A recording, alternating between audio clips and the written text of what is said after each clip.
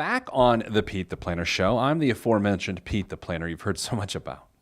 All right, next we're going to deal with a question from an emailer who, let's just read it. Basically, they want to know the ramifications of their adult daughter going back to get a different degree.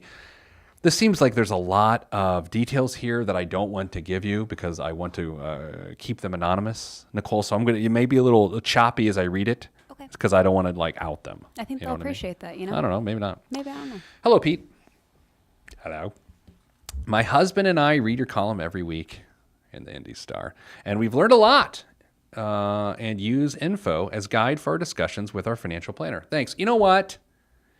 That's one of the nice things you can say to me. If you say you use what you learn in my column to talk to your advisor about how it applies to you, that is how you use my column and this show. Me and you cannot do this alone, my man and ladies, and however you identify.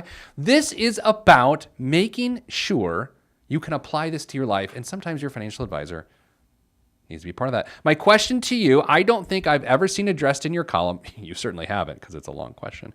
We've been very fortunate, and both of our children have graduated from college with no debt.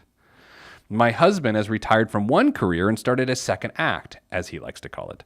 Our daughter is thinking of going back to school to change her career path. She is not expecting financial help from us and is depending on loans to accomplish this part of her education.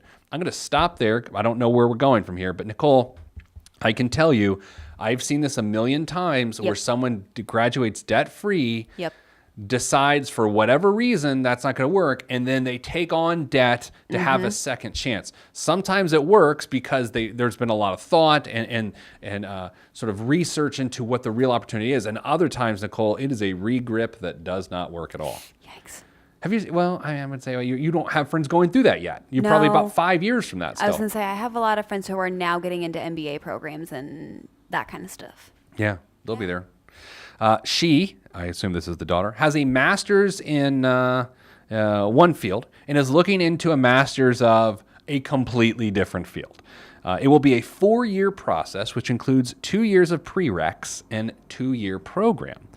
She is 1 year into her prereqs and 1 year away from the start of the new program. She is 30. Her future husband and her ran the numbers when she started, and their plan was to do this and end up with about $50,000 of debt. That's a lot of debt. It is. Then they would aggressively pay off the debt in 3 years. Ooh, I like that. Yes.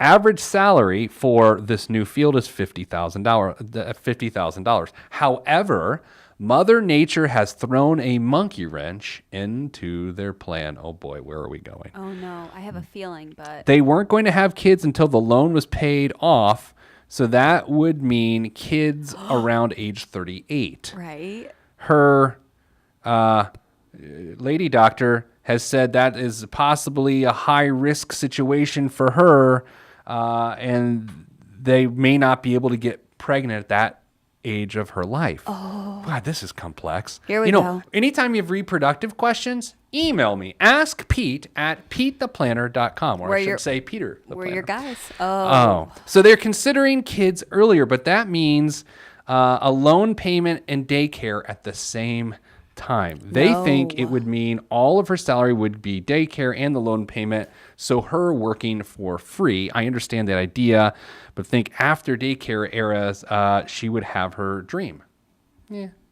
So my question is, when is the cost of loan for further education outweigh the education itself?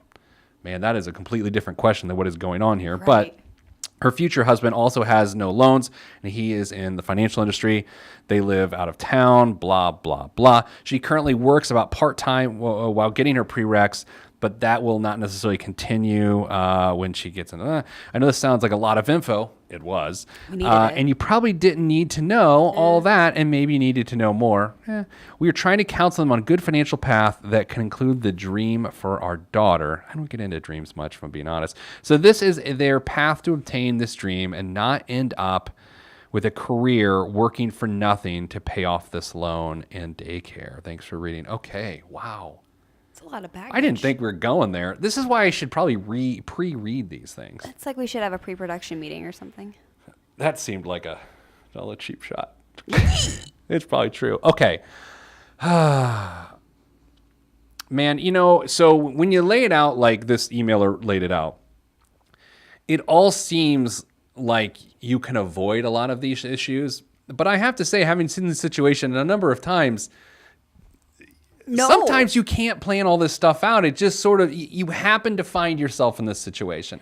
And I like the idea of trying to make sure that you can plan whatever you can plan and not get hamstrung into a bad situation. I don't know. It kind of sounds like the mom has already made up her mind of what. What do you think she's made up her mind? Because I don't feel that way. I don't disagree. I hadn't gotten that. What do you think the answer is? I feel like the mom is Tell me. I want to know now. Right. I feel like the mom thinks that they should focus on her education and maybe think about different family planning. Yeah. Okay, well, I hadn't necessarily thought about that. I can't tell where I think the mom's leaning. I couldn't even tell. For part of it, I thought the mom was going to say, should we jump in and help them? I did too. But I would also say this, and man, this is going to stink. Sure, she will have a $50,000 household income. Her husband already is working too. Therefore, by $50,000 more in household income.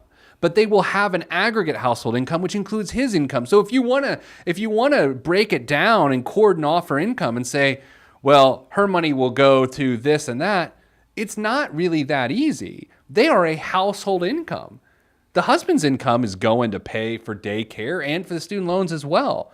Another way to say it is $50,000 worth of their household income will go towards daycare and paying off the loans. And I think it's the framing of this which makes it seem so difficult. Right. The idea that her income is going to pay for daycare and the education, that it is only that way if you frame it that way. But right. in reality, it is not that way. Their entire aggregate income is going to pay these bills. And so therefore, it is my opinion, which was asked for, I don't think it's a big deal.